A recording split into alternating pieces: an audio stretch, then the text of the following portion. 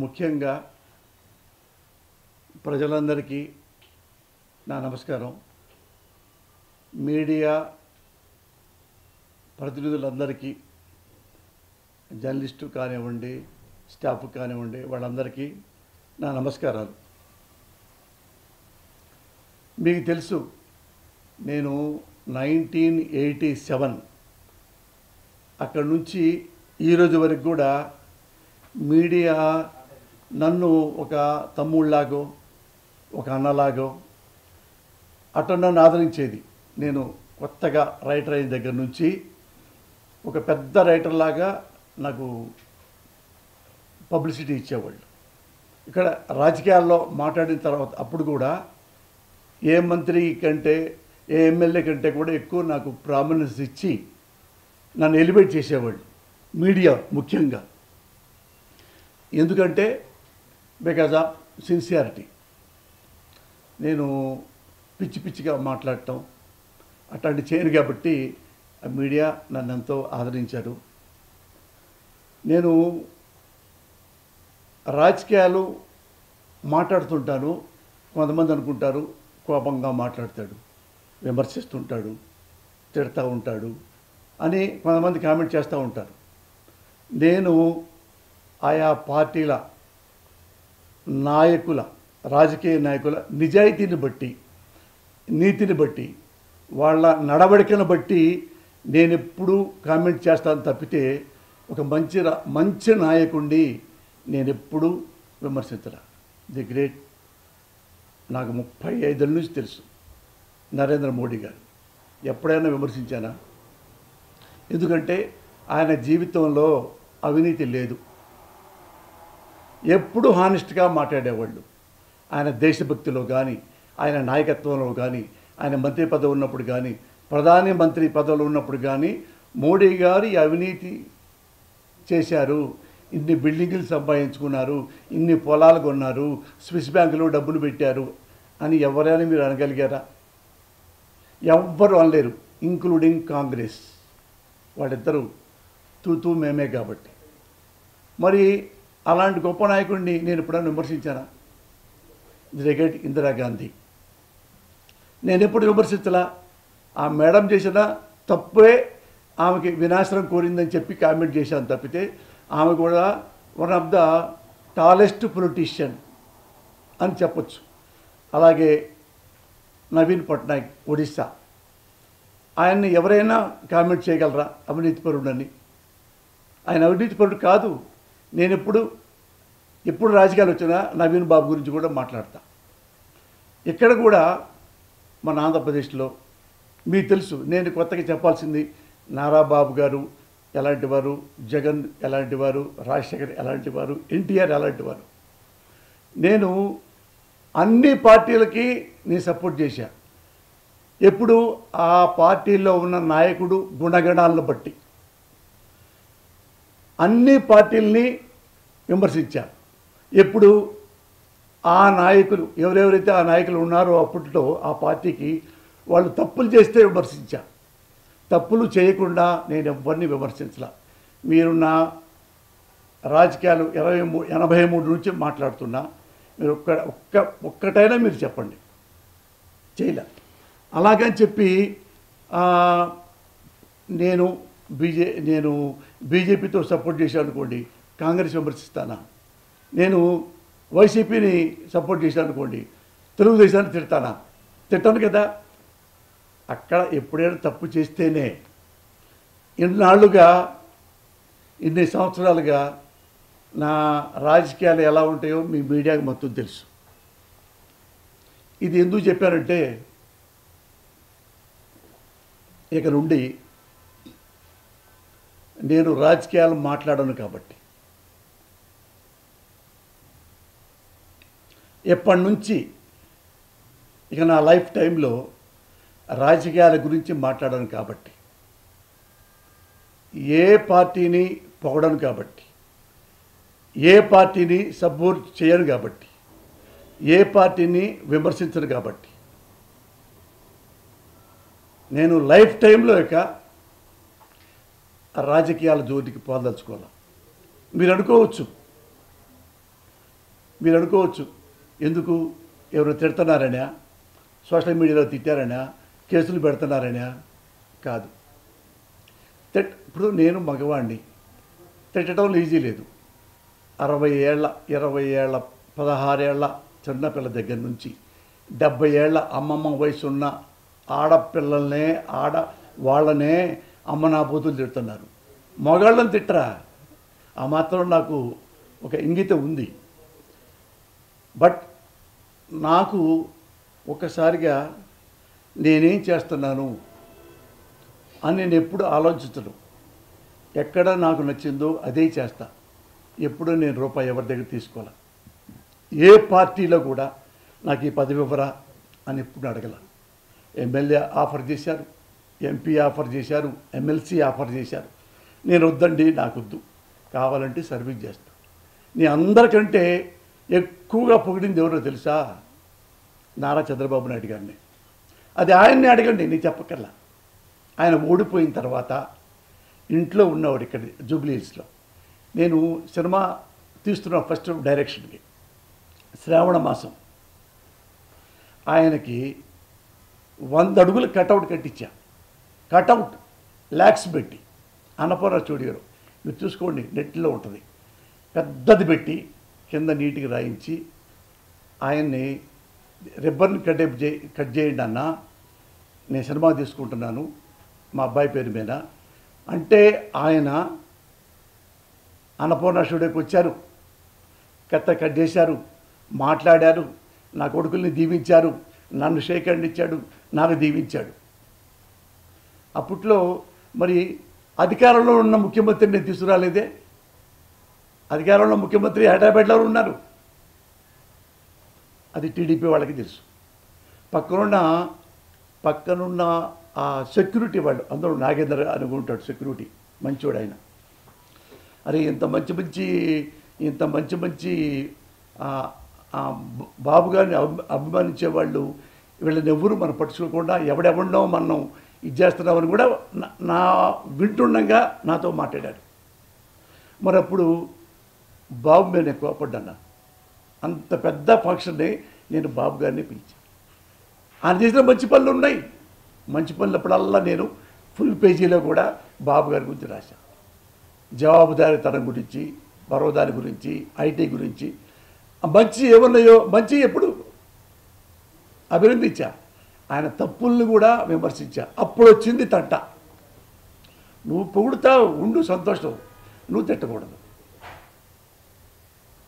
మరి నేను బీజేపీ ఆయన పొగుడుతాను, ఎప్పుడన్నా బీజేపీ వాళ్ళు మిస్టేక్ చేస్తే నేను విమర్శిస్తుంటా. మరి నన్ను తిట్టలేదే వాళ్ళు. నేను చాలామందిని, నేను రేవంత్ రెడ్డి గారిని కూడా ఒకసారి కామెంట్ చేశా. ఆయన నన్ను కొట్టాడా, తిట్టాడా? అలా కేటీఆర్ గారు, ఆయన్ని నేను విమర్శించా. ఆయన్నే ఓటు ఎప్పుడు ఎవరికి వేశాను? కేసీఆర్కి వేసా. ఎందుకంటే 100% తెలంగాణ రావడానికి కేసీఆర్ గారే కారణం. అది ఎవరు అన్న అనుకోకపోయినా ఇది వాస్తవం. అప్పుడు అభినందించా, ఆయనే తెలంగాణ గాంధీ అని. పొరపాటు ఉందనుకో మళ్ళీ కామెంట్ చేశా.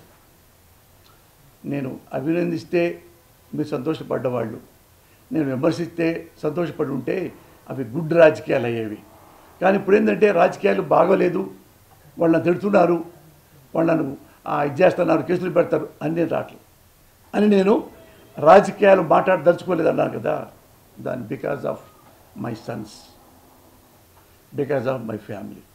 ఎందుకంటే 16 ఏళ్ళ నుంచి ఈ సినిమా రాజకీయాలు రెండు ఈక్వల్గా నేను చూసుకుంటూ నా కొడుకుల్ని వదిలేశాను.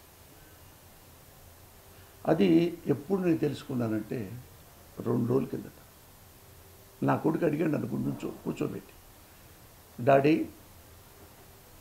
మేమేం చేస్తున్నామో మీకు తెలుస్తుందా? రాజకీయాల్లో వాళ్ళేం చేస్తున్నారు, వాళ్ళెవరు మంచివాళ్ళు, వాళ్ళెవరు చెడ్డోళ్ళు, ఇవి మీరు కామెంట్ చేసి మాట్లాడుతున్నారు. మరి నన్ను ఎప్పుడైనా అడిగారా? I cried like anything. మా అబ్బాయి అడిగాడు, నా చిన్న కొడుకు ప్రజ్వల్, వెరీ హానెస్ట్ బాయ్. నన్నెందుకు నువ్వు పట్టించుకోలేదు? నన్నెందుకు నువ్వు కామెంట్ చేయలేదు? నన్నెందుకు నువ్వు ఇలా చెయ్యి అని అనలేదు. నువ్వు మంచోడివిగా నాన్న, నువ్వు నువ్వు మందు తాగవు, ఇంత వయసు వచ్చి కూడా ఇంక పెళ్లి కాలేదు, సిగరెట్ తాగవు, మందు కాదు, మిడ్ నైట్ క్లబ్బులకి వెళ్ళి డ్యాన్స్లు వేయవు, నువ్వు హానెస్ట్ బాయ్ కదా, హానెస్ట్ బాయ్నే నాన్న. మరి నేను చదువులో వెనకబడ్డా. నువ్వు ఎటుచ్చినా కానీ పగలొచ్చినా ప్రెస్ మీట్ అంటావు, ఇంకోటి ఎత్తే విజయవాడ వెళ్తావు, ఇంకోటి ఎత్తే ఇంకొక మీటింగ్కి వెళ్తావు, మా వస్తే షూటింగ్కి వెళ్తావు. మరి నేను బీటెక్ పూర్తి చేసి ఎంబీఏ చేద్దాం అనుకున్నా. నా బీటెక్కే సరిగా రాలా, నువ్వు నన్ను పట్టించుకోలే. ఇది నా కొడుకు అన్నాడు సార్. రాజకీయాలు బాగు చేయడానికి, రాజకీయాలు చెడిపోవడానికి చాలామంది ఉన్నారు డాడీ, నువ్వు వచ్చేవాడికి నువ్వు గాంధీవా మాట్లాడవు, తప్పులేదు. పాలిటిక్స్ మన కోసమే ఉన్నాయి. నువ్వు అంటావు కదా పాలిటిక్స్ నథింగ్ బట్ సర్వీస్ అని. మరి ఫ్యామిలీ నథింగ్ బట్, మీరు దాన్ని ఫిలప్ చేయండి. ఈ వర్డ్ నా కొడుకు వాడాడు. వాడు అమెరికాలో చదువుకొని వచ్చాడు, డైరెక్షన్ కోర్స్ చేసి. ఎప్పుడన్నా నన్ను అడిగావా ఎప్పుడు డైరెక్షన్ చేస్తున్నావని? ఇంట్లో డబ్బులు ఉన్నాయి కదా, చదివించాను కదా, వాడు అడిగితే డబ్బులు ఇచ్చాను కదా అనే వదిలేసావు డాడీ. మరి నువ్వు ఆడికెళ్ళి ఎన్నిసార్లు నాకు ఫోన్ చేసావు? 1.5 years ఉంటే 4-5 సార్లు నువ్వు ఫోన్ చేసావు నాకు, అది కూడా నేను చేస్తే. మరి అని వాడు కోపంగా కాకుండా నవ్వుతూ మొట్టుకెళ్ళేసాడు నాకు. చూస్తే నా కొడుకు నిజంగానే బీటెక్ మధ్యలో ఆపేశాడు. ఎందుకు ఆపేశాడు కూడా నేను అడగల. వాడు ఇంట్రెస్ట్ లేదేమో అనుకున్నాను. అంటే వాడిని నేను చూసుకోను. నా పిల్లలే నన్ను కోచింగ్ చేస్తున్నాను. బికాస్ నేను ఎక్కడెక్కడో యావగేషన్స్తో ఉండిపోయాను. ఇప్పుడు నా కొడుకు చెప్తే నేను రియలైజ్ అయ్యానని కాదు, నేను కూర్చొని చూసుకుంటే ఒక రాత్రి నా పిల్లల్ని ఇలాగా రాంధ్రాన భాష ఎందుకు చేయలేదు, పెద్ద పిల్లవాడిని నేను ఎందుకు పట్టించుకోలేదు, చిన్న కొడుకుని ఎందుకు పట్టించుకోలేదు. నా భార్య అనదు, నా భార్య BSc BL well read women. అంటే మీకు ఏం చెప్పాలి, నాకంటే మీరు చదువుకున్నారు, మీరు బీకామ్ చేశారు, MBA చేశారు, MPhil చేశారు అని మిమ్మల్ని కామెంట్ చేయాలనిపించలేదండి నాకు. అంటే నా వైపులో కూడా ఉంది. అందుకని ఇన్నాళ్ళు నేను 100% మనస్సాక్షిగా, నా తల్లి తండ్రి సాక్షిగా ఒక పార్టీని తిట్టాలని, ఒక పార్టీని పొగడాలని మాత్రం నేను రాజకీయాల్లోకి రాలా. రాజకీయాల గురించి మాట్లాడాల. నేను ఎవరు మంచో అదే నేను అభినందిస్తా. ఆ మంచి లేనప్పుడు వాళ్ళనే విమర్శిస్తా. అదే నా ఒక ఓటర్ లాగానే. ఒక ఓటర్లు కూడా కాంగ్రెస్కి ఓటేశారు. కాంగ్రెస్ సరిగా పరిపాలించకపోతే టీడీపీకి వేశారు. మళ్ళా టీడీపీ సరిగా పరిపాలించకపోతే మళ్ళా కాంగ్రెస్కి వేశారు. మళ్ళా రామారావుకి వేశారు. ఓడించి మళ్ళా రాజశేఖర రెడ్డికి వేశారు. ఓడించి మళ్ళీ బాబుకి ఇచ్చారు. ఆయన కూడా వాగ్దానాలు చేయకపోతే జగన్కి ఇచ్చారు. జగన్లో ఏదో లోపం ఉందని చెప్పి మళ్ళీ బీజేపీ మళ్ళా బాబుకి ఇచ్చారు. ఇవన్నీ ప్రజలు అవకాశవాదులు అనుకుంటున్నారా? వాళ్ళకి ఆశ ఏదో ఇద్దరు ముఖ్యమంత్రి చేస్తే మనకి ఇన్ని ఇస్తాడు కానీ ఇవ్వట్లేదు అని మళ్ళీ నేనంతే. తల్లి సాక్షిగా నేను ఓటర్లాగా.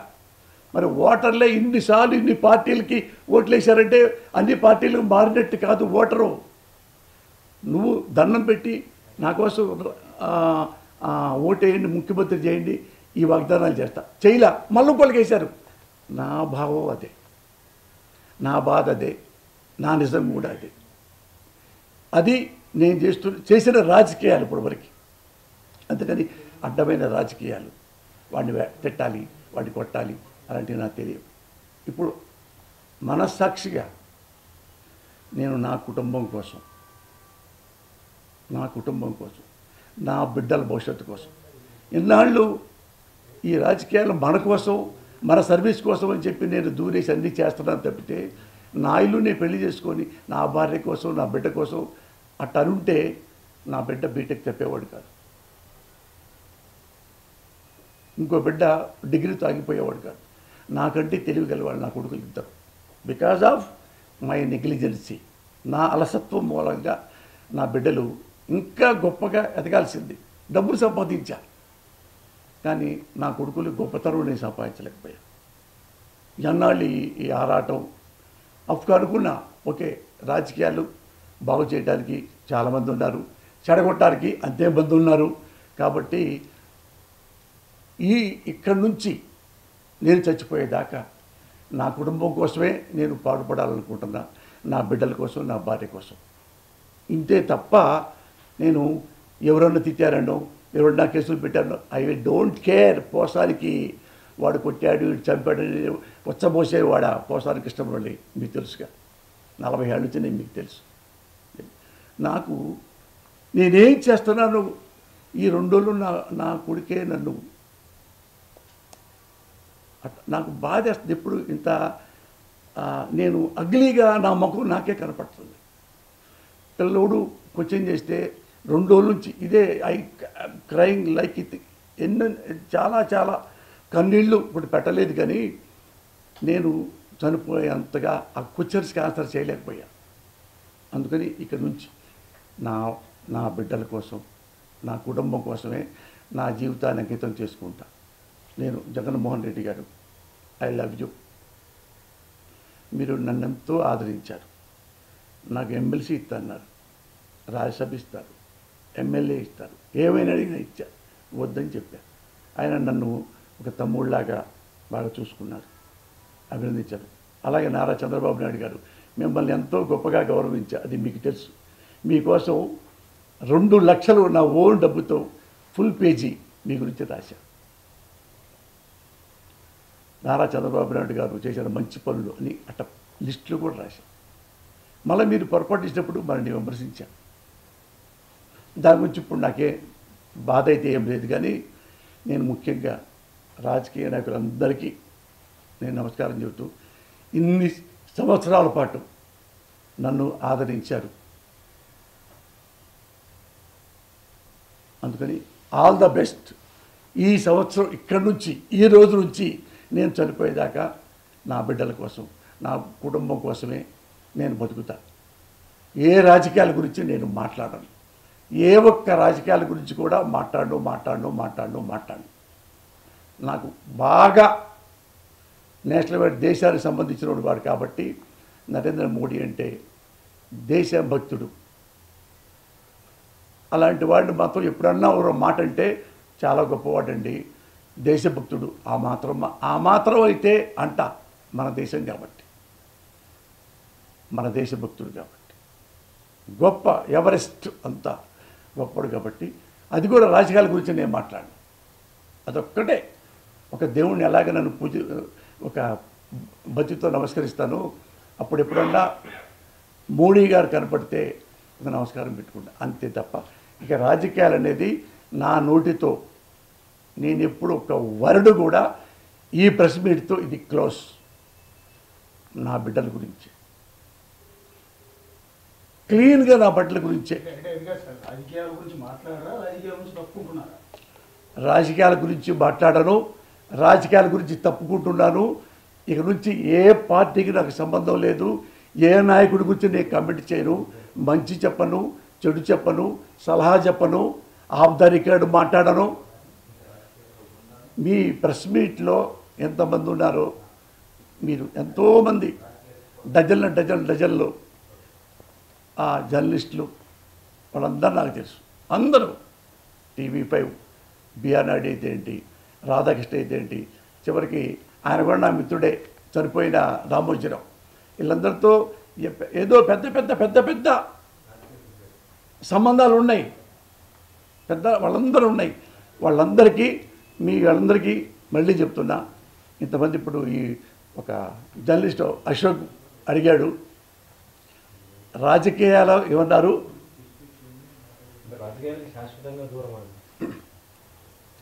రాజకీయాల గురించి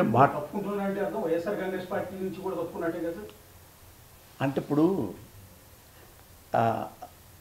ఇంకా క్లియర్గా చెప్పుకుంటావా, అరటిపండు వదిలించినట్టుగా. నేను ఈ దేశంలో ఉన్న ఏ పార్టీ గురించి ఇక నేను మాట్లాడను.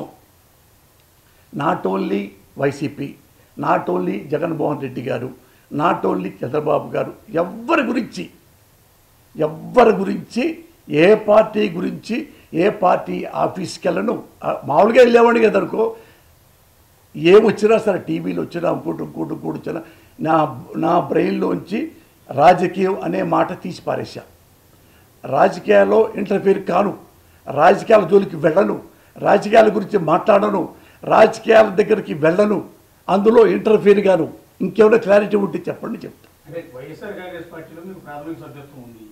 లేదు, ఇంతవరకు నా జీవితంలో ఏ పార్టీలో కూడా సభ్యత్వం నాకు లేదయ్యా. ఆ పార్టీ తరఫున మీరు మాట్లాడారు, ఆ పార్టీలో పోస్ట్ కూడా తీసుకున్నారు. సో జగన్ గారి అభిమానం అని చెప్పారు. అంటే పార్టీ వైఎస్ఆర్ జగన్ గారంటే ఇప్పుడు దాకా కాదు, నేను చచ్చిపోయేదాకా జగన్ గారిని అభిమానిస్తా. నన్ను అంతగా ప్రేమించాడు. బట్ ఎవరి దగ్గర నేను తీసుకొని ప్రాథమిక సభ్యత్వం ఉండదని మీరు చూడండి. నేను ఎప్పుడు ప్రాథమిక సభ్యత్వం నన్ను ఎవరు అడగలా. నేనేం చేస్తానంటే చెప్పాక ఓటర్లాగే స్పందిస్తా.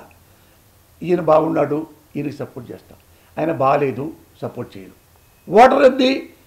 ఇప్పుడు రామారావు గారు అప్పుడు దాకా లంచాలు ఇచ్చారు, ఎవరు కాంగ్రెస్ వారు.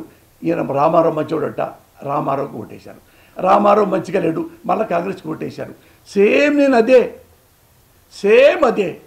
కాకపోతే మా అబ్బాయిల గురించి మాట్లాడడం చూడండి.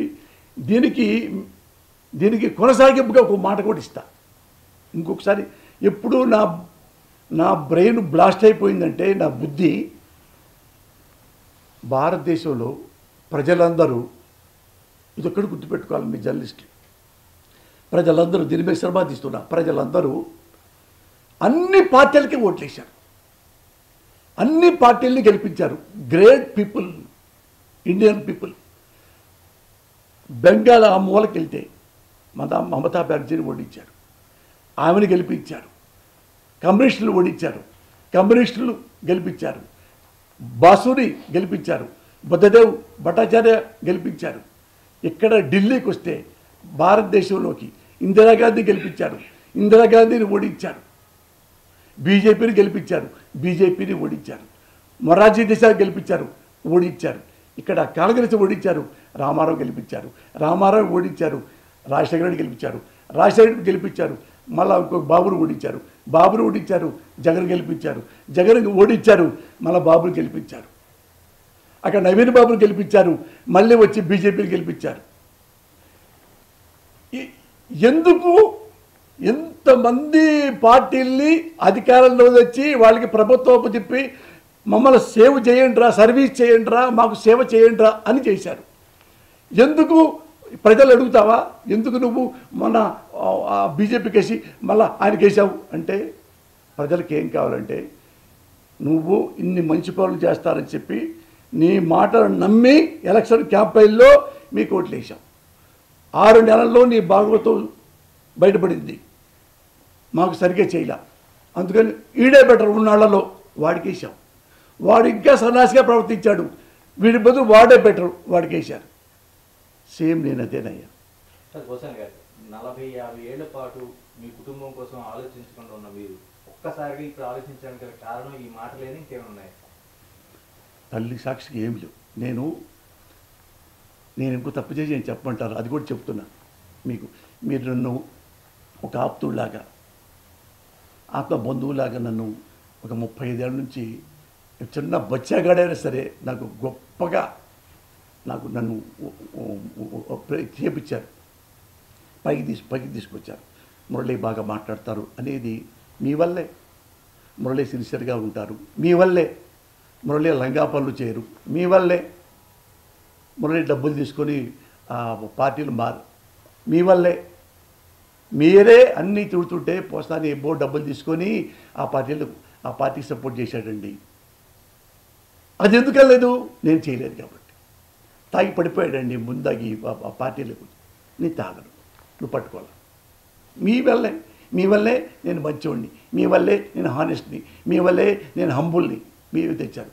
అందుకని నేను మొక్కబట్టం లేదు అబద్ధం చెప్పడానికి, నిజం చెప్పడానికి. ఇప్పుడు చెప్తానండి, మా అబ్బాయి ఇంత మాట అన్నాడు కదా, ఈ మాట చెప్పకూడదు అనుకున్నా, కానీ మరి జర్నలిస్టు నా ఫ్రెండ్ క్వశ్చన్ వేశాడు, ఇప్పుడే వచ్చానంటే నేను మా అబ్బాయిని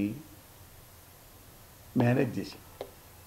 ఎట్లా మా అబ్బాయి అట్లా అంటే నేను అన్నాను, అరే నా రాజకీయాలకి నీకేంట్రా సంబంధం, నేను రాజకీయాలంటే నాకు ఇష్టం రా. ఏమడిగాను మిమ్మల్ని, నేను పేకాడతానా, ఆ మాలెబడి తిరుగుతానా, పిచ్చి పిచ్చి వేషాలు వేస్తానా, ఏమన్నా గుర్రపుర పందాలు వేసానా, ఏమి నన్ను ఇంటూ పైసా కూడా వేస్ట్ చేయను కానీ నాన్న నాకు రాజకీయం అంటే ఇష్టం నాన్న అని. నీకెందుకు నాన్న, నువ్వు ఎన్నెన్నో పనులు చేస్తావు, నేను అడిగాను నిన్ను, నువ్వు వెళ్తావు కారు వేసుకొని ఎక్కడికి రా అని అన్నాను. నాన్న నువ్వు మంచోడివి కాబట్టి నేను అనలేదు, మరి నన్ను ఎందుకున్నానో నువ్వు కామెంట్ చేస్తున్నావు అని వాడిని నోరు మూపించడానికి ట్రై చేస్తే ఇంకొకసారి మాట్లాడిన తర్వాత నాకు ఏడుపు వచ్చింది. ఇది వాస్తవం నాన్న. మా అబ్బాయి నా మాటలు అంటే వాడు మనసులో ఏమొచ్చిందంటే ఈయన ఓన్లీ నోరు మూపిస్తాడు కదా, నాలుగు మంచి మాటలు మాట్లాడి అనేది ఆయన వాడి కళ్ళల్లో కనపడింది. గణేష్ బీటీవీ జర్నలిస్ట్, మీరే క్వశ్చన్ చేశారు చెప్తున్నా. నాకు తర్వాత ఏడుపు వచ్చింది, నా కొడుకును కూడా నేను నోరు మూపించానా నా రాజకీయాల కోసం. నా కొడుకు చెప్పే మాటలు అదే, నేను అప్పుడే వాడిని సారీరా అనకుండా వాడిని నోరు మూపించానా. నేను ఎందుకు నోరు మూపించాను, వాడు మాట్లాడింది నిజమే కదా, నన్ను ఎప్పుడు పట్టించుకోలేదు నాన్న అంటే ఐ క్రైడ్ లైక్ ఎనీథింగ్ అన్న. నన్ను మీకు తెలుసు కదా, నేను ఎవరికన్నా భయపడతానా, ఎక్కడన్నా పారిపోతానా, ఏడ తిరుగుతాను తెలుసు కదా మీకు, 24 గంటలు మీకు తెలుసు. ఒకటే నేను ఎదవనో మంచివాడిని చెప్పడానికి ఒకటే ఒక మాట, రాజకీయాలు నిజాయితీగా ఉండంటారంటే చిరంజీవి గారు నాకు సీట్ ఇచ్చి నాకు చెప్పకుండా కూడా ఆయనే అనౌన్స్ చేసి నన్ను చిలకలూరిపేట పంపించారు. చిలకలూరిపేటలో ఒక అభ్యర్థి 12 కోట్లు, ఒక అభ్యర్థి 11 కోట్లు డబ్బులు ఇవ్వటం, డబ్బులు పంచటం, మందు పంచటం, బిర్యానీ పంచటం ఏం చేసి నన్ను అడిగారు, సార్ మీరు ఎంత ఇద్దాం అనుకుంటున్నారు ఒక్కొక్క ఓటర్కి, నేను ఎందుకు ఇవ్వాలా, మరి అమాయకంగా మాట్లాడతారేంటి, డబ్బులు అందరు ఇవ్వట్లేదా, ఇస్తున్నారు, మరి మీరు నేను ఇవ్వను, నేను మేము చెడగొట్టను, నాలాంటి వాడిని మీరు చెడగొట్టద్దు. చెడగొడితే ఒకరిని గెలిచారనుకో ఇంత డబ్బులు ఖర్చు పెట్టి చిలకలూరిపేటనే తినేస్తా, నేను తాగను, మీ డబ్బులతో తాగండి. ఓటు నేను గెలిస్తే చిలకలూరిపేట బాగు చేస్తారనుకుంటే ఓటేయండి, ఒక్క పైసా మీకు ఇవ్వను. నేను ఒక్క పైసా ఇవ్వలేదన్నా అంటే నేను ఎంత నిష్ఠగా ఉన్నాను మీకు ఒకసారి లాస్ట్లో చెప్పడానికి. చిలకలూరిపేట మీరు అడగండి. పబ్లిక్లో కూడా చెప్పా, నా పక్కన షాడో పోలీసులు ఉంటారు, వాళ్ళు అభిమానులు ఉన్నారు. నేను కనీసం ఓటర్లకు ఇవ్వారు, కార్యకర్తలకైనా కొద్ది ఎంకరేజ్ కోసం ఒక ఏదో పెట్టమంటారు, ఏదో ముందు బట్టలు పెట్టి బాక్స్ని, అది కాటన్ ఏదో అంటారు, ఆ కాటన్ కనీసం ఒక అభిమానుల కన్నా ఇవ్వాలకన్నా మన కార్యకర్తలు ఇప్పుడే తాగుతున్నారా, అంతకుముందు తాగుతున్నారా, అంతకుముందు కూడా తాగుతున్నారు, అంతకుముందు నేను డబ్బులు ఇవ్వలేదు కదా, ఇప్పుడు నన్ను ఎందుకు అడుగుతున్నారు, నేను ఇవ్వను. అయితే మీరు ముందు కొడిగినప్పుడు ఎందుకు సార్ మీతో రావాలి, వద్దు సార్. ఎట్లా నేను రాజకీయాలు చేశా చెప్పండి. అంటే ఇప్పుడు దాదాపు రాష్ట్ర వ్యాప్తంగా మీకు ఆంధ్రప్రదేశ్లో చాలా కేసులు నమోదైనవి, సిఐడి కూడా మీకు కేసు నమోదు చేసిన వార్తలు వస్తున్నాయి, మీ దగ్గర వచ్చిందో లేదే. కానీ ఈ సమయంలో మీరు రాజకీయాలకు దూరంగా గుడ్ బై చెప్తే పోసాని పిరికి వాళ్ళలాగా వెనక్కి వెళ్ళిపోయాడనే విమర్శలకు ఏం సమాధానం చెప్తారు? అంటే ఇప్పుడు నా మీద కేసులు ఉన్న తర్వాత నా మీద కేసులు పెడతారేమో అని రాజకీయాలు బానేస్తే లెక్క వేరే. నేను తప్పు చేశానని చెప్పి కేసులు పెట్టేస్తే ఇప్పుడు నేను రాజకీయాల నుంచి బయటికి వెళ్తే వెనక్కి తీసేసుకుంటారా ప్రభుత్వం, అంత ఆ పోలీసులు తీసేసుకుంటారా? అంటే అంత బ్లాక్ మెయిలర్సా పోలీసులు అని అడుగుతున్నాను నేను. ఇప్పుడు ఒక మర్డర్ చేశా, వెంబటే పార్టీలోకి వెళ్ళా, కేసులు ఉండవా? ఇద్దరు కిడ్నాప్ చేసి 10 లక్షలు కాజేశా, కేసు పడింది, టక్కన బీజేపీలోకి వెళ్ళిపోయా, మోడీ జై అని, అంటే కేసులు ఉండవా? అంటే అంత అసమర్థత ఈ భారతదేశ రాజకీయం. అంటే పోసాని కృష్ణమురళి ఎవరి మీద కేసు వేస్తే రాజకీయాలు మానేస్తే సంబరాలు తీసుకుంటారా? నేను ఏ తప్పు చేయలే. ఇన్ కేస్ చేసి ఉంటే నేను జైలుకి వెళ్తాను సిద్ధం, రెడీ. మదర్ ప్రామిస్లో ఏం టెల్లింగ్ ఉన్న తల్లి సాక్షిగా అట్టుంది. నేను అవి చూసి కన్నీళ్ళు మీ ముందు చెప్పుకోవడం ఎందుకు ఏడుపని నాకు నేనే గుండెల్లో దిగుకొని వచ్చా. నేను ఇవి ఇప్పుడు కొత్తగా వచ్చినాయి కాదు, ఎప్పుడో వాడికి నన్ను బట్ట కూడా చేస్తామని వాళ్ళు వచ్చారు. అప్పుడే మానేయలేదే. చిరంజీవి గారి ఇంట్లో ఆడవాళ్ళు తిడుతున్నప్పుడు ఎవరు తిట్టించారో అతన్ని అంటే వాడు నా కాళ్ళు ఎరగొడతా అన్నారు, వేసేస్తా అన్నారు. నేను అన్నాను అప్పుడు, గుర్తుపెట్టుకోండి, ఏమయ్యా నన్ను చంపితే అసలు మళ్ళీ బతకకుండా చంపు, కనుపుడితో చంపానుకో మళ్ళీ నేను చంపాల్సి వస్తుంది అని కూడా అన్నవాడిని నేను. అంటే నిజంగా ఏ న్యాయ వ్యవస్థ అయినా చట్ట వ్యవస్థ అయినా పోసాని కృష్ణమురళి నిజంగా తప్పులు చేశాడు, క్రైమ్ చేశాడు అంటే 100% నేను తీసుకెళ్ళి జైల్లో పడేయండి, కోర్టు ముందు పెట్టండి, జైల్లో పడేయండి. సార్ అసలు ఇప్పుడు మీ మీద ఎందుకు కేసులు పెడుతున్నారు సార్? మీకే తెలియదు, నాకేం తెలుసు? మీకేం తెలియదు? మీరు అడగలేదా మరి వాళ్ళని ఎందుకు పెడుతున్నారు? ఎందుకు అడుగుతాను? ఇప్పుడు పోలీస్ డిపార్ట్మెంట్ ఉందండి, వాళ్ళకి కర్తవ్యం అనేది వాళ్ళకి తెలుసు. ఇదే రజనీకాంత్ సినిమా వచ్చింది. పోలీస్ అనేవాడు ఆ రాజకీయాల వల్ల, ఆ రాజకీయ నాయకుల వల్ల, ఆ మంత్రుల వల్ల, ఆ ఎమ్మెల్యే వల్ల, ఆ ముఖ్యమంత్రి వల్ల డ్యూటీ చేయకూడదు. ఒక మనస్సాక్షి అంటూ ఉంటుంది. రజనీకాంత్ డైలాగ్, మనస్సాక్షి అంటూ ఉండాలి పోలీస్కి.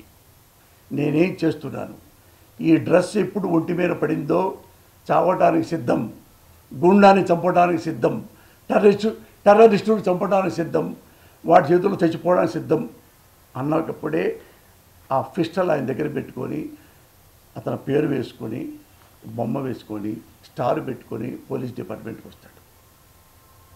అలాంటి వ్యక్తి పోసాని కృష్ణమురళి దొంగ అని మనస్సాక్షి అనుకుంటే కేసు పెట్టమని. అంటే ఇంతకాలం మీరు రాజకీయ పార్టీలో ఉండి, రాజకీయ పార్టీగా కావచ్చు, మీకు ఏ దురుద్దేశం లేకపోవచ్చు కానీ అనేక విమర్శలు చేశారు. అంటే మీ మీద వ్యక్తిగతంగా చేసిన వాళ్ళకి మీరు వ్యక్తిగతంగా విమర్శలు చేశారు, పార్టీ కోసం తీవ్రమైన విమర్శలు చేశారు మీరు అన్నది. అలాంటి వాళ్ళందరికీ ఇప్పుడు గాయపడిన వాళ్ళకి ఇప్పుడు మీరు పార్టీ నుంచి వెళ్ళిపోయిన తర్వాత వాళ్ళకి ఎలాంటి సమాధానం దొరుకుతుంది? మీరు ఏం సమాధానం చెప్తారు? ఒక మాట చెప్పానా, నేను ఎవరిని కూడా ఒక్క బూతు మాట ఎప్పుడు అన్నా. నన్ను ఎవరన్నారో నేను అనుకుంటానా, జేసీ కన్నీ వైసీ బన్నీ అంటే నేను మనిషినే కదా. మీరు అనుకుంటున్నారు, జర్నలిస్టులు కొంతమంది అడుగుతున్నారు క్వశ్చన్స్, అది రెడిక్యులస్గా ఉన్నాయి. అది ఎందుకంటే తిట్టి వాళ్ళని చేసి ఎవరు తిట్టారు? పెళ్ళాం బిడ్డలు తిట్టానా? అన్యాయం తిట్టానా? బూతులు తిట్టానా? నేను క్వశ్చన్ చేస్తే నా కుటుంబాన్ని అమ్మనా బూతులు తిట్టారు, వాళ్ళనే నేను మాట్లాడాను. నన్ను నా కుటుంబాన్ని ఎట్ట తిడితే నేను ఏడుస్తాను, నిన్ను అలాగే తిట్టా. నీకు తెలియాలరా నా కన్నీళ్ళు, నీకు తెలియాలి. అనవసరంగా ఎవరన్నా చంద్రబాబు గారిని నేను అరేవరే అన్నానా? అంతమంది రాజశేఖర రెడ్డి గారిని నేను అభినందించా, మంచి పని గడప నేను విమర్శించా. తెలుసా మీకు? చూడండి, ఉంటుంది ఆంధ్రజ్యోతిలో ఉంటుంది పేపర్. మీరు ఫ్రీగా ఏదో ఇస్తారంటే ఫ్రీ కోసం రావట్లేదు సార్, రైతులు నాణ్యమైన విత్తనాల కోసం వస్తున్నారు sir, you should not forget sir అన్న. ఆయన ఏమన్నాడు తెలుసా? నవ్వాడు మహానుభావుడు. నీలాగా మాట్లాడలా. అప్పుడు తిట్టావుగా నువ్వా, ఇప్పుడు ఇట్టంటావేంటి నువ్వా అన్నారా? చంద్రబాబు పొగిడా, అప్పుడు పొగిడావెందుకో, ఇప్పుడు ఎందుకు తిట్టడావెందుకో? ఇప్పుడేమన్నా బట్టలు రాస్తున్నారా మీరు? మంచివాడిని ఎప్పుడు మంచిగానే ప్రొజెక్ట్ చేశా. నేను ఓటర్నయ్యా. పోసాని కృష్ణమురళి ఎవరు? ఎవడో విదేశం నుంచి వచ్చాడు అనుకున్నావా? అశనా గారు ఎలాగా బంగ్లా ప్రధాని పారిపోయి ఇండియాకి వచ్చినట్టు నేను ఎక్కడి నుంచి వచ్చాను అనుకున్నావా? ఈ దేశంలో పుట్టి పెరిగా, ఈ దేశంలో నాకు ఓటు ఉంది, ఈ దేశానికి నేను పౌరుణ్ణి. నేను క్వశ్చన్ చేయకూడదా? అదే అంటున్నాను. ప్రజలందరినీ కొడుతున్నారు, ప్రజలందరూ వీళ్ళనే ముఖ్యమంత్రులు చేస్తారు, వీళ్ళనే మంత్రులు చేస్తారు. వాళ్ళ చేతుల్లోనే ప్రజలు తన్నులు తింటున్నారు, వాళ్ళ చేతుల్లోనే వీళ్ళు హింసించబడుతున్నారు, జైలుకి వెళ్ళబడుతున్నారు. ఒరే నువ్వు బాగుంటావని చెప్పి నీకు ఓట్లేసావు కదరా, ఇప్పుడు నీకు ఓటే లేదు, వేరే వాడికి వేసారని చెప్పి నన్ను కొట్టి జైల్లో పెడుతున్నావా అని ఏడుస్తున్నారా? They crying like anything. నాకు అదే గతి పట్టనివ్వండి. ఊరికే పోసాని కృష్ణమురళి ఊరికే బలుపుతో వీళ్ళని తిట్టాడు అని ఒక్కటి చెప్పండి అన్న. ఇప్పుడు రాజకీయాలు మానేసే కదా, ఇప్పుడు ఈ కుటుంబం కూడా మానేసి ఈ రాష్ట్రం నుంచి వెళ్ళిపోతాం. దానికి శిక్షగా నువ్వు అన్యాయంగా తిట్టావు, అన్యాయంగా విమర్శించావు అని మీరెవరన్నా ఒక్కరన్నా ఏ జర్నలిస్ట్ అయినా వచ్చి చూపించబరు. నేను అది కన్విన్స్ చేయలేకపోతే నిజంగా నేనే ఒళ్ళు బలి చేశాను అంటే మా అబ్బాయిల్ని నా భార్యని కన్విన్స్ చేసి ఇక్కడ అన్ని ఆస్తులు అమ్ముకొని లేదా అద్దెకించుకొని వేరే రాష్ట్రానికి వెళ్ళిపోతాను. నా ముఖం చూపించలేక నేను చచ్చిపోయేదాన్ని. ఎప్పుడు తప్పు చేయలేదు నాన్న, ఎప్పుడు తప్పు చేయలేదు. నేను క్వశ్చన్ చేస్తా, అడిగే హక్కు ఉంది, విమర్శించే హక్కు ఉంది. నా విమర్శకి మీరు అమ్మనాపుతులు తిడితే కదా మరి నేను రెస్పాండ్ అవ్వాలి. నువ్వు అమ్మనాపులు తిడతావా, అది తిట్టకండి నా అన్న అంటావా? గాంధీ గారు ఎట్టు కొడితే ఎట్టు కొట్టబడ్డా అంట. నేను గాంధీని కాదయ్యా, పోసాని కృష్ణమురళి ఒక మనిషిని, గుడ్ హ్యూమన్ బీయింగ్ని. నాకు నవ్వు వస్తాయి, నాకు ఏడుపు వస్తాయి, నాకు బాధ వస్తుంది, నాకు సంతోషం వస్తుంది. ఎప్పుడు బాధ వస్తుంది? అన్యాయంగా మీరు తిడితే. నాకెందుకు కోపం వస్తుంది? అన్యాయంగా తిట్టావు కాబట్టి మిమ్మల్ని అన్యాయంగా తిడతా. బాబుని చెప్పను మరి నేను ఇంత ఇంత ఇంత తిడతాను, ఇంత బూతులు తిట్టాను అని నేను అగ్లీ ఫెలోని అనుకుంటే నారా లోకేష్ బాబు నన్ను ఎందుకయ్యా టీడీపీలోకి రమ్మంటాడు?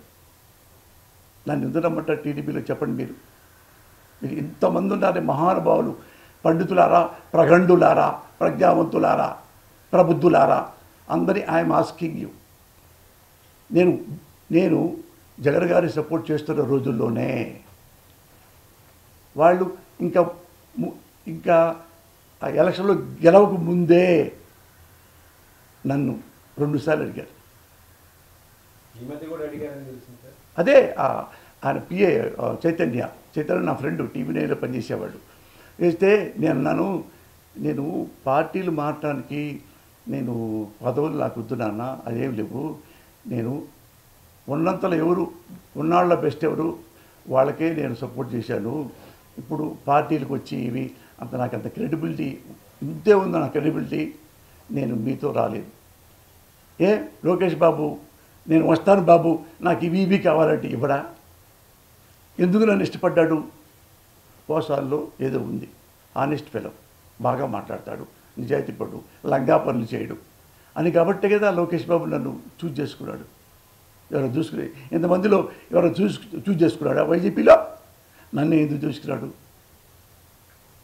పోసారన్నా ఎలా పదండి ఒంటూ బాగాలేదు ఆయనకి. పోసారన్నా మరి ఎందుకు నాకు కరోనా వస్తే ఎందుకు నన్ను అడిగాడు పోసారికి ఎలా ఉంది చూడని? నేను నచ్చబట్టి. ఎందుకు రావాలనుకున్నాడు నన్ను పార్టీలోకి? నేను సిన్సియర్ కాబట్టి. సర్టిఫికెట్ వాళ్ళే ఇచ్చారు, డెత్ సర్టిఫికెట్లు కూడా వాళ్ళే ఇస్తున్నారు. మరి నేనేం చేయగలను గణేష్? నువ్వేమన్నా చెప్పు, నేను ఎప్పుడూ అన్యాయంగా ఏ ఒక్కడిని మీరు ఎవరు అడగక్కర్లా. ఎప్పుడన్నా నారా చంద్రబాబు నాయుడికి ప్రెస్ పెడితే ఒకప్పుడు మిమ్మల్ని బాగా అభినందించానంట కదా సార్, ఫుల్ పేజీలు కూడా రాశాడంట కదా. మరి ఫుల్ పేజీలు నా డబ్బులు 2 లక్షలు ఫుల్ పేజీ వ్యాసం రాశా బాబు గారి గురించి. చూడండి, మీరు కనుక్కోండి కావాలండి. మరి నేను డబ్బుల కోసమా? ఆయన అడిగాను పోయి, ఆయన బట్టి తిరిగాను, జై బాబు అని. ఉన్నాళ్ళలో బెటరు అభినందించాను. ఇప్పుడు ఉన్నాళ్ళలో బెటరు జగన్కి సపోర్ట్ చేశా. అందరిలో కంటే బెటరు నరేంద్ర మోడీ గారికి, ఆయనకే ఓటేశా. తెలంగాణలో ఆయన తెలంగాణ తెచ్చాడు కాబట్టి, ఆయనకి అర్హత ఉంది కాబట్టి కేసీఆర్కి ఓటేశా. మరి కేసీఆర్ కొట్టి విమర్శించాక కొట్టాడా? కేసులు పెట్టాడా? కేసీఆర్ని పొగిడా, నా ఇంటికి తీసుకెళ్ళి నా డబ్బులు ఇచ్చాడా? నేను ఓటర్లాగా ఓటర్ అనేవాడు కూడా వాడికి నమ్మించి వాగ్దానం ఇచ్చి ఓటు తీసుకున్న తర్వాత వాడు తిట్టడం ప్రజలు తిట్టున్నారుగా, మరి ఇళ్లలో చూశారుగా. అట్టా నేను మాట్లాడాను తప్ప వ్యక్తిగతంగా బాబుని కానీ వ్యక్తిగతంగా కూడా తిట్టాలని కానీ నేను ఎప్పుడు నేను తప్పు చేయలేదు. మీరుంటే మీరే చెప్పండి. వరుసగా ఇదిగో ఇక్కడ మాత్రం నువ్వు ఒళ్ళు బలిసి వాడుతున్నావయ్యా నువ్వు ఎవరో మెహర్బానీ కోసం. ఎవడ మెహర్బానీ కోసం నేను ప్రెస్ మీట్ పెట్టను నాన్న. ఎవడు అడగండి నన్ను బాబు అడిగాడా ప్రెస్ మీట్ పెట్టమని? జగన్ అడిగాడా? మోడీ అడిగాడా? కేసీఆర్ అడిగాడా? పోనీ చెప్పండి. ఎందుకు అని పొగిడితే పిలుస్తాడనే అది కూడా చెప్పండి. నన్ను అడిగారు చాలా పార్టీలో నాకు ఎమ్మెల్యేలు అటు నాకు ఇష్టం లేదండి. డబ్బులు నా దగ్గర ఉన్నాయండి. 100 కోట్లు పైగా సంపాదించుకున్నానండి. నా డబ్బక్కర్లా పదవక్కర్లేదని చాలాసార్లు తెలుసు. నారా లోకేష్ బాబే మీకు సాక్ష్యం. నారా లోకేష్ బాబు సాక్ష్యం మీరు. మరి ఏమి ఆశించినోడు నాలాంటి వాడు మాట తీసుకోలేరా మీరు? దానికి తిట్టాలా? దానికి కోర్టులో కేసు వేయాలా? నేనేమన్నా దేశద్రోహినా? కబ్జా చేశానా? కిడ్నాప్ చేశానా? రేప్ చేశానా? తలకాయ పగలు కొట్టానా? ఎవరైనా పొడిచానా? ఎవరైనా కిడ్నాప్ చేశానా? మీరు చెప్పండి. ఏ దొంగతనం చేశాను? ఏమీ చేయకుండా నీతిగా బతికేవాడిని మీరు కూడా ఇంత బురద. ఆయన ఐ డోంట్ కేర్. నిజంగా న్యాయస్థానం నేను నమ్ముతా, పోలీసులు నేను నమ్ముతా, రెస్పెక్ట్ ఇస్తా. ఇప్పుడు కాదు, ఎందుకు చెబుతున్నానంటే కాకాపట్టానికి కాదు. నా దగ్గర గన్మ్యాన్గా పోలీసులు ఉన్నారు 4. ఎన్నో సంవత్సరాల నుంచి ఉన్నారు. ఒక్క పోలీసు పేర్లని చెప్తా, పర్సనల్గా ఎంక్వైరీ చేసుకోండి. ఎలాంటి వాడు? ఎడబెంటా, యారగంట, చీఫెస్ట్ ఫెలో ఉన్నా. నేనేం తింటే వాళ్ళకి అదే పెడతా. నా కారులో కలిసి వెళ్ళిపోతాం. అందరికి ఏ వ్యవస్థనే నేను రెస్పెక్ట్ చేస్తా. జర్నలిస్టుల్ని, మంచి వాళ్ళకి పాదాపు వందనం. నన్ను అన్నప్పుడు నేను అనకూడదా? నేనన్నా. మీరు ఆఫ్ ద రికార్డ్ తిట్టుకుంటారు. నేను తట్టుకోలేక రికార్డుగా తిడతా. ఇంతే తప్ప నాలో ఏమున్నాయి దాచిపెట్టుకోవడానికి, నాలో ఏమున్నాయి నన్ను చంపడానికి, నన్ను అరెస్ట్ జైల్లో పడేసి జైల్లో తిప్పడానికి ఏమున్నాయి నాలో? అంత దుర్మార్గం ఏముంది చెప్పండి? ఏ న్యాయమూర్తిని అడగండి, ఏ న్యాయవాదులు అడగండి, ఏ పోలీసులు అడగండి, డీజీపీని అడగండి, ఎంక్వైరీ చేయమనండి. ఎన్ని తప్పులు చేశాను చెప్పండి? ఏ తప్పు చేయలేదు ఇంతవరకు నా జీవితంలో మోసం, దగ అలాంటి ఏమీ లేదు. మీ ప్రజలందరికీ చెప్తున్నా. కానీ చెప్పండి. రాజకీయాలు గుడ్ బై చెప్పిన పోసాని లైఫ్ ఎలా చూడబోతున్నాం? నేను ఏ లైఫ్ కోసం ఎదురు చూడలా, నా కుటుంబం కోసమే. కేవలం చూసుకోండి, నా కుటుంబం, నా వృత్తి, ఇది తప్ప నేను ఇంకేమి చూడరు మీరు. నాకు దేవుడు అంటే ఇష్టం, నా భార్యకి దేవుడు అంటే ఇష్టం. ఇండియా మొత్తం తిరిగి దేవుళ్ళు దేవాలయాలు నేను బాగా వెళ్తా, నమ్ముతా దేవుణ్ణి. ఈ మంత్రాలు జాతకాలు నేను నమ్మను, కానీ ఇవన్నీ నమ్మను. జాతకాలు అసలు నమ్మను. ఎందుకంటే ఈ లోకంలో దేవుడు ఉన్నాడు. దేవుడు ఉన్నప్పుడు ప్రతిరోజు మంచి రోజే. దేవుడు లేనప్పుడు మంచి రోజు కాకుండా పోద్ది. అది నమ్మినవాడు నేను, మా ఆవిడ నేను అదే అనుకుంటాం మేము. మా అబ్బాయి పెళ్లి సంబంధం వస్తే జాతకాలు కలవలేదంటండి. ఇది అమ్మ కడుపు కాల జాతకం కలిసిదేంటరా? మా అబ్బాయి మంచి చూడా కదా అడగంటారా? మా అబ్బాయి తాగుతాడు, మా అబ్బాయి తిరుగుతాడు అనే జాతకాలు కలిగితే నాశనం అయిపోతుంది పెళ్లి కూతురు. నేను నమ్మనవి ఈ జాతకాలు నమ్మను. ఏదైతే ఈ కేసులు ఉన్నాయో అవి కూడా నేను నమ్మను. మరి సినిమాల పరిస్థితి ఏంటి సార్? నెక్స్ట్ మరి మీరు మంచి రైటరు, మంచి నటులు, ఇటు మరి ఏం చేస్తారా? ఇక మరొకసారి మీకు స్టేట్మెంట్ చెప్పి, ఇక లైఫ్లో ఏ రాజకీయాల గురించి నేను వెళ్ళను. ఈ రోజు నుంచి ఇది ఉంది. నాకు యాక్చువల్గా నాకు 2 గంటలు 3 గంటలకు కూడా మంచి డబ్బులు ఇస్తారు వెళ్తే. ఇప్పుడు నేను డింగ్ డాంగ్ ప్రోగ్రాం పెట్టా, అది కూడా రాజకీయ సంబంధమైంది కాబట్టి ఈ రోజు నుంచి దాన్ని కూడా నేను వెళ్ళాల. దాని కూడా నేను వెళ్ళను. సాక్షి వాళ్ళకి మీ పాదాబోధ నన్ను క్షమించండి. ఎందుకంటే రాజకీయాలు అనేవి నా నోటు ఇక పరకదలుచుకోలేదు. అందులో నా డబ్బులు వస్తున్నా కానీ వద్దు, నాకు డబ్బులు ఉన్నాయి సార్. కాకపోతే మీరు చెప్పారు, నేను వచ్చాను, మిమ్మల్ని నమ్మించాను.